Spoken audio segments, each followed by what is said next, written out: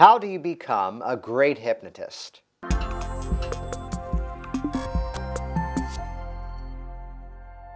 Hey, it's Jason Lynette here, and in this video I'm going to share with you some characteristics, the cornerstones of what I feel are the necessary components of becoming a great hypnotist. In my opinion, it comes down to three very simple bullet points. There's flexibility, there's creativity, and then there's confidence as well. And let's begin to unpack these individual components. First of all, there is flexibility.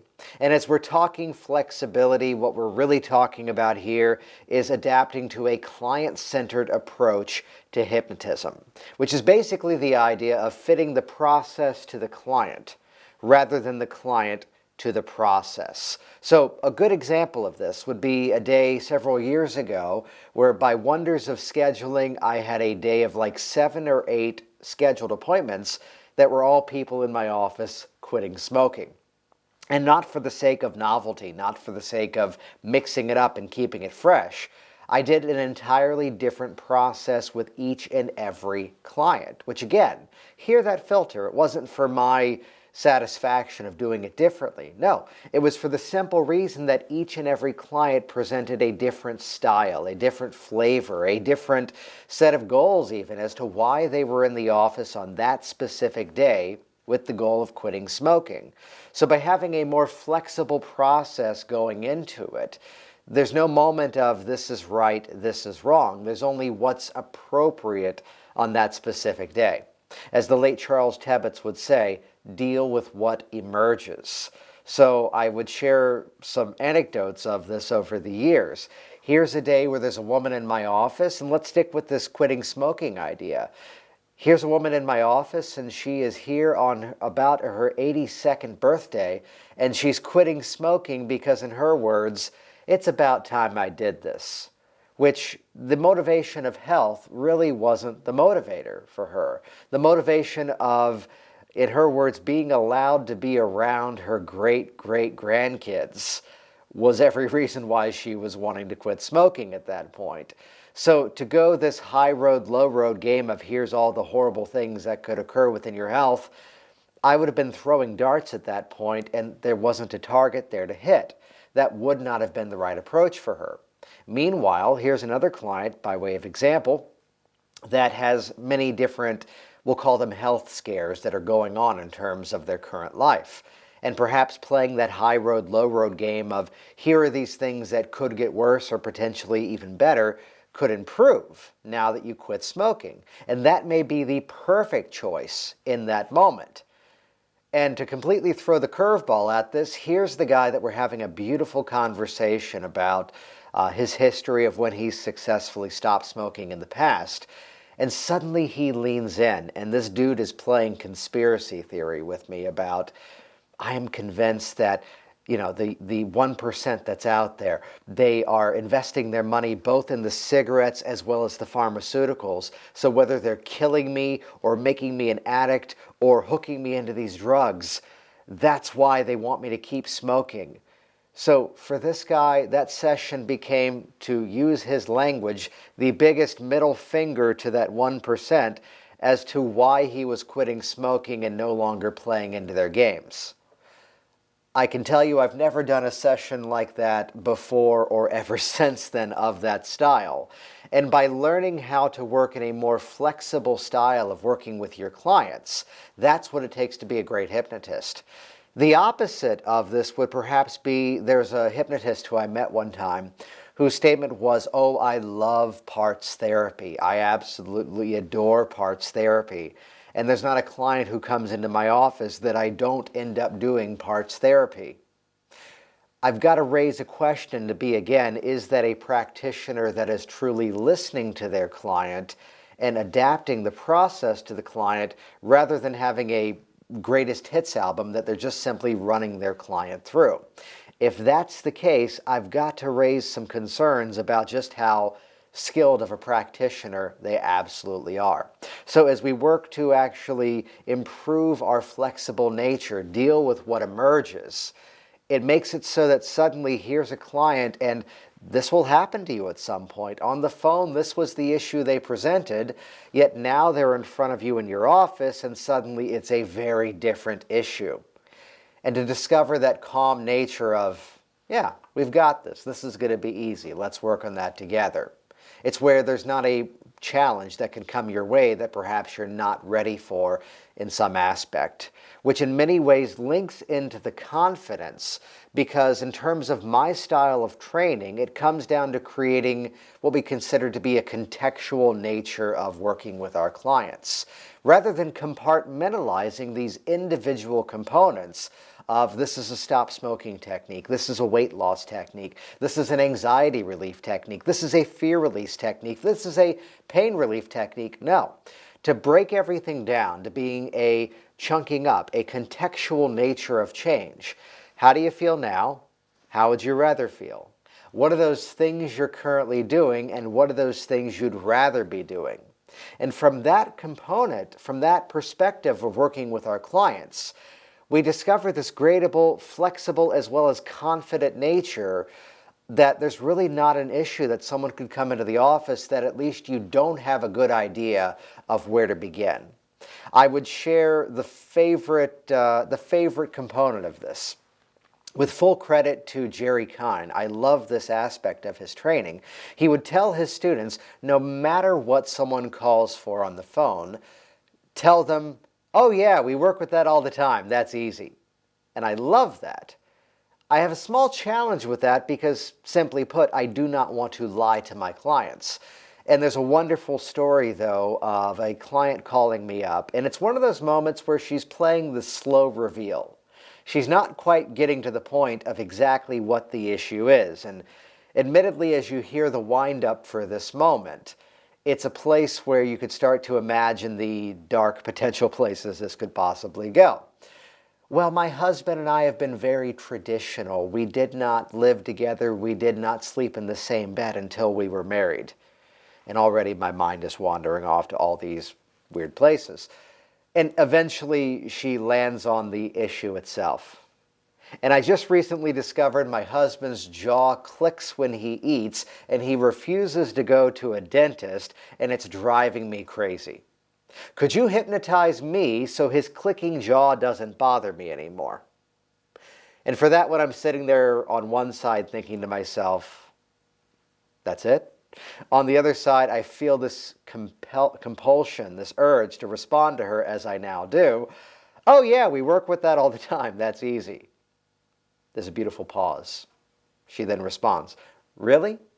And I have defaulted in the honesty. No, of course not. That's weird. However, I work with clients all the time. I'm in the Washington, D.C. area. I'm a few miles away from a major airport. And there's major traffic. There's planes flying overhead. And what about that person who suddenly, by their work, is transported to this area and now is having to deal with that noise for the first time in their life? And they talk to someone like me who used to live near a naval air station with jet noise overhead all the time. How do you live with that? And what's my common response? Live with what?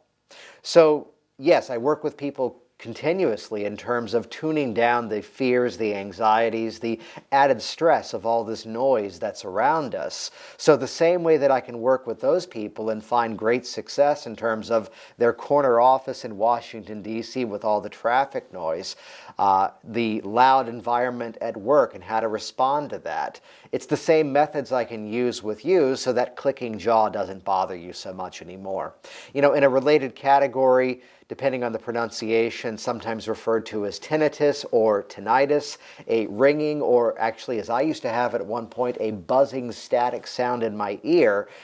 Very often the tactic of working on that is not trying to completely eradicate the noise, yet instead to change the reaction to the noise. And by doing that, though, the awareness of the noise completely goes away. So again, it's a category that I'm very familiar with, yet the category specifically of the husband's clicking jaw, that I admit is new. However, the same tactics I've used over here are the same tactics I can use with you over there. Sound good? And I get this resounding, oh yeah. And she and I work together, the clicking jaw issue is gone, and down the line, husband eventually goes to the dentist. Even just a few days ago, a woman in the office. Now, this is a great little business tip. I specifically made it a point to get feedback from this client because it is such a specific niche category that I see so frequently these days. And we'll cover some details in terms of how to work with this sensitivity to noises. Yet she's in this environment where their air conditioner is an old system and it's loud. There's people talking nearby and it's troublesome to her, which again, contextually speaking, it's the same issue. Yet I tell these stories in this little module here in terms of flexibility and confidence, at least where we are right now, and creativity at this point, to basically point out the components of how this all comes together. The flexible nature of how to modify techniques used in other categories. The creative structure to realize that if I take a step back and I view it from a different angle, what's similar, and the confidence beginning to rise to realize I've got the skills and abilities to address this. So let's officially though move over to this concept of creativity. And let me give credit where credit is due to Scott Sandland. He's the founder of the hypnothoughts.com website. He's out in the West Coast. He runs the Newport Clinic. And there's a quote that I heard him say of be a chef, not a cook. And I think that's one of the best ways to really sum up this creative component of how to become a great hypnotist. You know, so often as we're brand new to hypnosis, we get that magical book of scripts, and that would be that magical thing that we need to help our clients. And recognize that I am a person who doesn't completely buy into the concept of scripts are horrible and you should never touch them. It's perhaps one of the fastest, most efficient ways to become rather skilled at hypnotic language patterns and learn from what others have done and then modify it and model it for yourself and then implement it with your clients. So scripts have a time and place, and as Roy Hunter would say, they're training wheels. And eventually we want to get rid of the training wheels and then just simply work with our clients. So this phrase of be a chef, not a cook, I can point to various times at a restaurant where we used to live downtown Baltimore, and there was this sushi place that was across the street from our apartment. And the only reason we would often go was that the sushi chef at this restaurant just had this creative spirit to him, where you learned over time, just order a couple of things. Because if he recognized you as a suddenly there was extra food showing up at your table. Little things he was playing with, things he was experimenting, combinations that he was just testing out to see what people would like. This one day that he delivered this Peking duck sushi roll, which was absolutely phenomenal. And still, we visited there a few months ago. It's not on the menu, yet he was still there. So it was that moment of, could you make this again? And what he delivered to our table was not exactly the same thing we were fed that day, yet it was an even different style of how to address that concept of it. As opposed to there are, franchises that are out there. There are chain restaurants out there. And setting aside the quality of the food, you could imagine a McDonald's Big Mac is going to look similar and taste similar whether you're in Alexandria, Virginia, where I am, or Phoenix, Arizona, or all over the world. There's a moment where I was becoming a little bit more health conscious with my eating. And we're at I think it's a chain, it's a Phillips seafood restaurant, and I was ordering a steak. And I just simply asked the question, could you pass along to the cook, the chef, that I don't want any extra fat added to my steak? There's probably enough marbling in the steak. Just, do it just with the natural marbling, maybe a spray. And suddenly this becomes a moment where, let's go there, the cook is coming out to talk to me. I use the word cook because he's now revealing to me that that thing is cryopacked inside of a little plastic container, and the seasoning, the butter mixture is already a part of that steak. Okay, yeah, I'll have that. So he's basically following a sequence of orders in the back. So this creative nature, be a chef, not a cook, it ties into these other components. The three feed into each other. So this is where the style of training that I'm sharing with you here is one about building that creative structure. Let's no longer compartmentalize techniques as being only good for one specific thing.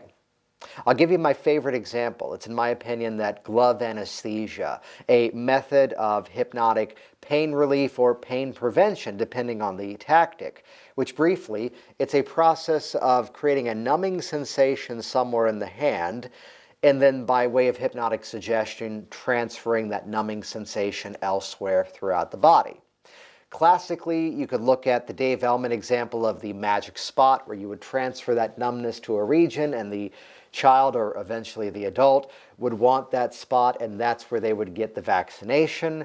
Or perhaps I'm going in for some sort of dental procedure, I could transfer that magic spot to that area. Or in the area of pain relief, if I'm having this consistent headache that's been cleared by a doctor for me to hypnotically relieve, to take that numbing sensation, assuming that numbing is an appropriate sensation, and now send that into the area and then relieve that discomfort. So recognize again that this is a technique that classically has been pigeonholed as a pain technique, a pain relief, pain prevention technique. However, let's take a moment and think about this contextually. Let's be a little bit more creative about it, as it were. Here's your stop smoking client who's in front of you. And you know what? When I get that craving for a cigarette, it's just like this lump in my upper chest. There's a physical sensation that this man would like to change. Do you start to realize how we could create that numbing sensation, compound it by moving it around the body, and then send it in the area to completely neutralize that unwanted sensation? It's no longer a pain relief technique now, is it? Well, you know, when I get anxious when I'm at work, it suddenly shows up as this throbbing sensation in my head. Ooh, there's a feeling that this woman does not like. Do you see now how, with a little bit of creativity, we can actually start to modify this classic pain technique and change its applications and widen our tool belt of how we can better serve our clients?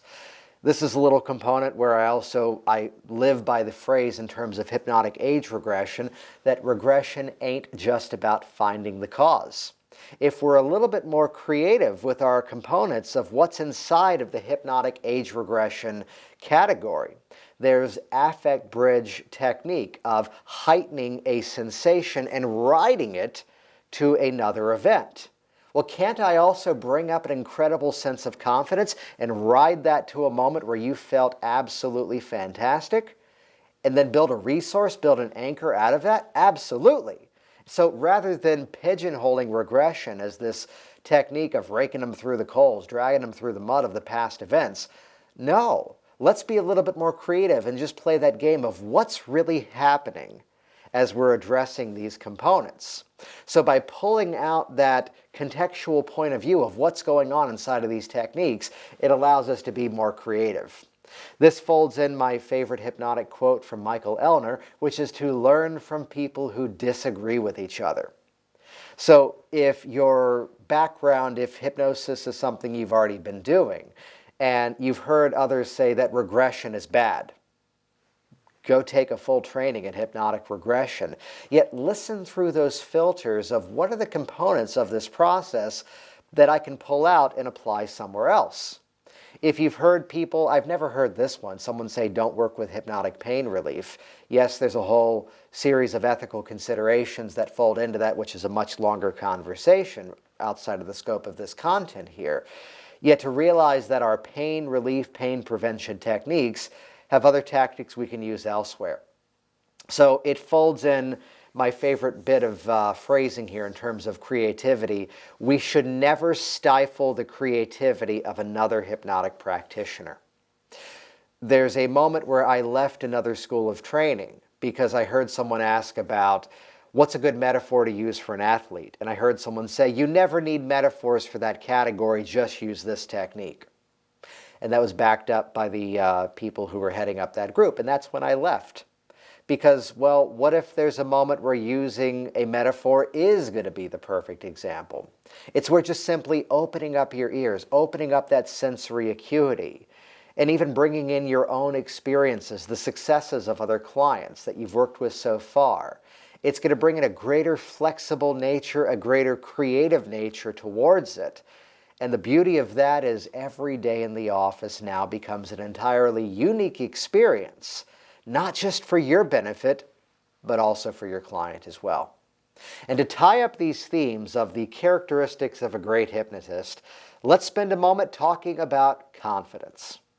Confidence is an interesting thing. Yes, because confidence is something that will grow more and more the more that you do hypnosis. Now, specifically over the years, I have changed the way that I train hypnosis because I do feel confidence is something that can be taught. Confidence is something that can be earned and gained even inside of a training environment. So yes, there is truth to the fact that just simply the more that you do it, the better you're going to get at it and the more confident you're going to become. That's absolutely true. Yet in terms of how we talk about hypnosis, how we approach it, do you realize by having a more flexible style, the client calls you and you're now more confident that you can address what they want to work on? Do you recognize as well that by realizing there truly is a creative style, a creative approach to this? So in my training, it's not my goal to create a bunch of Jason Linett clones out there. Instead, it's to help you understand at times the insane level of thinking behind what I do and why I do it, and by doing so, discover your own creative style as well. And by doing so, your confidence begins to rise. So there's a phrase that I hold back from, which is the quote of "fake it till you make it," though there may be some truth to that, isn't there?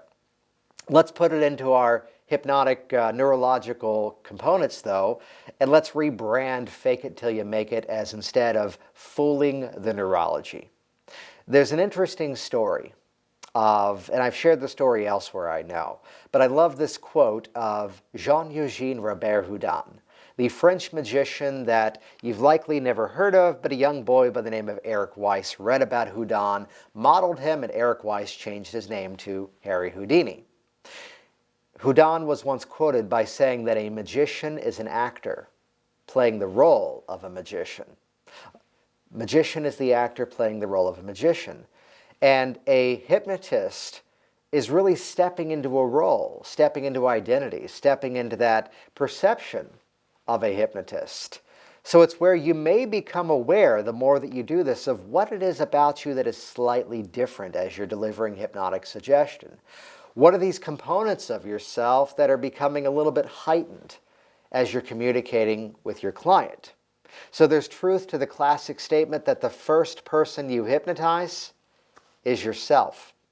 So whether that's a formal self-hypnotic experience to briefly close the eyes and envision yourself, imagine, picture, think of yourself going through that experience where there you are working hypnotically with clients, and to then step into that reality. If that helps, by all means, make use of that experience.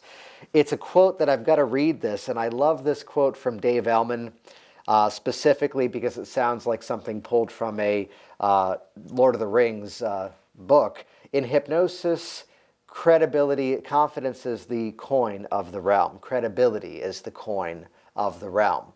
Which in many ways, if the client does not have confidence in you, they will not have confidence in the process. And likewise, if you do not have that confidence in yourself, it's that phrase that people can smell fear. People can smell that unnatural feeling to the sensation of the experience. So on one side of things, fold in the simple reality. The more that you do this process, the more confident, the more skilled you're going to become.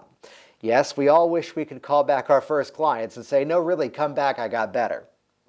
And also at the same time, by learning a more flexible and creative approach to hypnotism, it's going to begin to build that confidence even further. So a few other points here would be that as you're brand new to hypnosis, how do we build that confidence? Well, this is a place that my first recommendation is to stand on the success of your profession. So perhaps there you are and you're starting to see clients for the first time.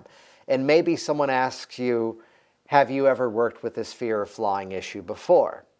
Now, I do not want you to ever lie to your clients, because it's dishonest, and lying is bad. Instead, though, it's a place where recognize you could stand on the success of your profession. Well, hypnosis has a long history of being very effective with helping people to release fears. In fact, there's interesting experiences, interesting stories of people releasing fears in a matter of moments. So there's really no correlation between the length of time that someone has had a fear and how quickly they resolve it as well. To fold in some of the tenets, some of the principles behind what's now been deemed a fast phobia cure from the NLP model would be that it only takes a moment to learn a fear. So therefore, it only takes a few moments to learn something new instead. And what am I doing there? I'm standing on the success of my profession and sharing that information in terms of how we work with fears. Well, what's your success rate with quitting smoking? Well, in various university studies concerning hypnotism and the effectiveness of quitting smoking, there are studies that show results as high as 85 to 93% in terms of the efficacy of hypnotism to help someone quit smoking. So as you're brand new to hypnosis, realize you can borrow the confidence of your profession by standing on the results that we've worked with. Along with that too, what about the fact that some of you may be brand new to hypnosis? What about the fact that some of you may just be getting trained for the first time? Well, it's a place where, again, I do not want you to lie to people. Instead, though, it's a place where you can stand on your passion, stand on your interest. And in fact, even better, brag a little bit about the approach of training that you've been going through here with me, which would be that simple perspective, well, I've had a lifelong interest in personal change as well as hypnotism, and I've recently been trained in the most up-to-date thinking in hypnosis and the methods to effectively create rapid belief shift and change in a much more organic fashion. Isn't that an interesting phrase? So, your concern may be, and I run into this all the time with potential students and consulting students as well. Yeah, but what about this person in town who's been doing hypnosis for 40 years? Why would they come to me? I just got trained in hypnosis when this person's been doing it for 40 years. Well, again, it's that phrase, I've had a lifelong interest in hypnosis, and I've recently been trained in the most up-to-date techniques to create rapid change. So you're posing that scenario now where someone wants to work with someone who has been recently trained, recently educated, as opposed to the person who may be using these out-of-date techniques. So as we roll forward in this experience together, characteristics of a great hypnotist, bring it always back to the flexibility, the creativity, as well as the confidence. And think of this as the three legs of a tripod, perhaps. If one of them is beginning to become weaker, then the tripod begins to lean over a little bit. The foundation is not as strong. So recognize those components that perhaps need that little bit of a shift. And whether it's reviewing more of this information that I'm sharing with you, whether it's reaching out, attending a convention, taking a workshop, whether it's doing a little bit of work on yourself in terms of improving that confidence, in my opinion, that's what it takes to become a great hypnotist.